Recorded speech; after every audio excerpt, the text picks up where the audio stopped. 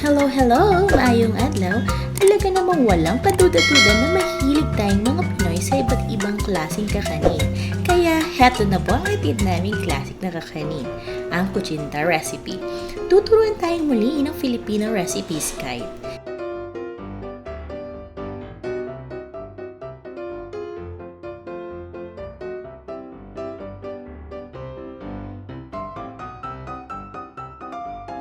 Kailangan lang natin ang mga sumusunod. 2 cups all-purpose flour, 2 cups cassava flour, 2 cups brown sugar, 2 teaspoons vanilla, 2 teaspoons liya, 3 cups of water, grated coconut para mamaya sa toppings natin at grated cheese. So, mag-add lang tayo ng 1/2 cup of brown sugar at 1 cup of water. Para sa ating procedure, maglalagay na tayo ng 1.5 asukal sa ating pinainit na kawali tapos hahaluin natin ito hanggang sa ito ay matunaw.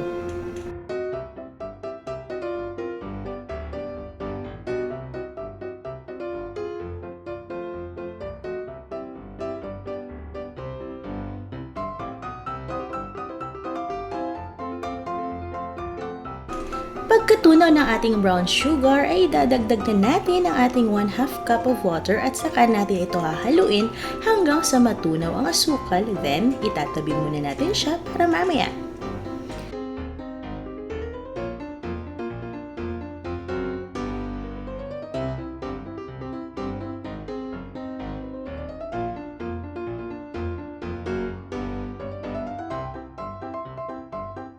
Sa isang mixing bowl naman ay hahaluin natin ang ating dry ingredients tulad ng cassava flour, all-purpose flour at ang ating brown sugar.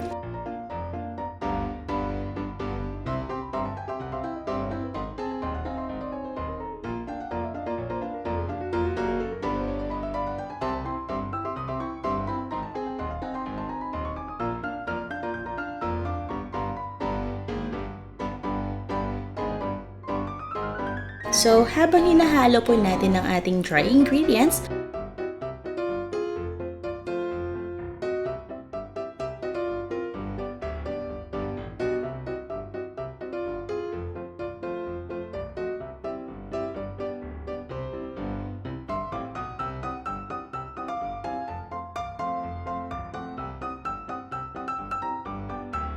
magdadagdag naman po tayo ng tubig ng pakonte-konte tapos hahaluin natin ito ulit.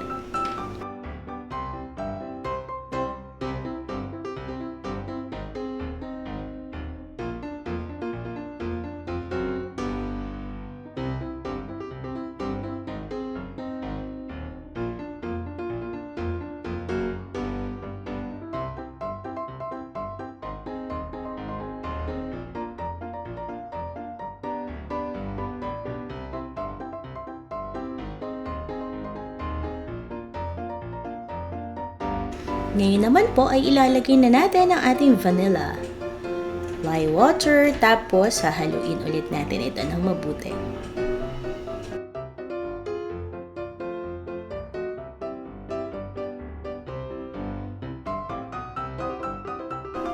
Ngayon naman po ay idadagdag na natin ang ating tinunaw na asukal kanina tapos tuloy-tuloy lang po ang ating paghalo.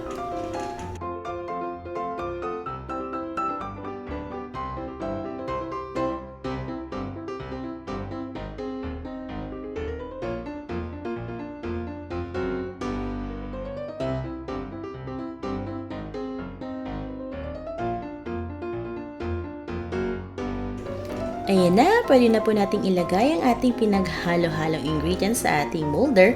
Then, ilagay ito ng maayos sa steamer for cooking.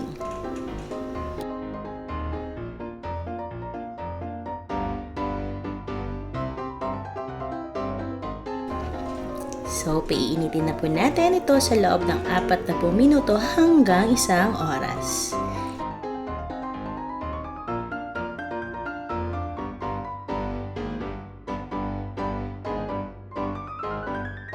Pwede na nating i-check ang ating kutsinta pagkalipas ng 40 minuto. Malalaman natin kung luto na ang ating kutsinta kapag tinusok natin ito ng stick at di na dumidikit. Ibig sabihin po nun ay luto na ang ating kutsinta.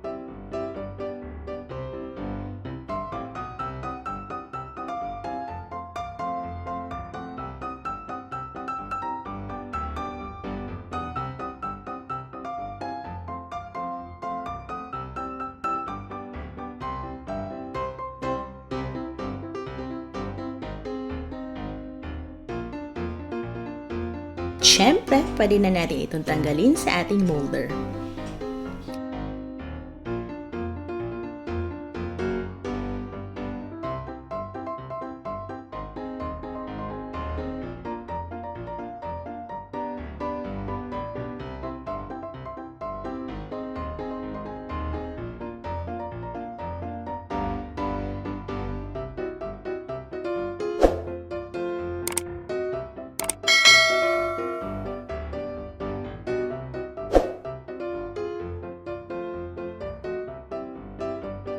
Pwede na po natin itong lagyan ng toppings base sa bet nating ilagay.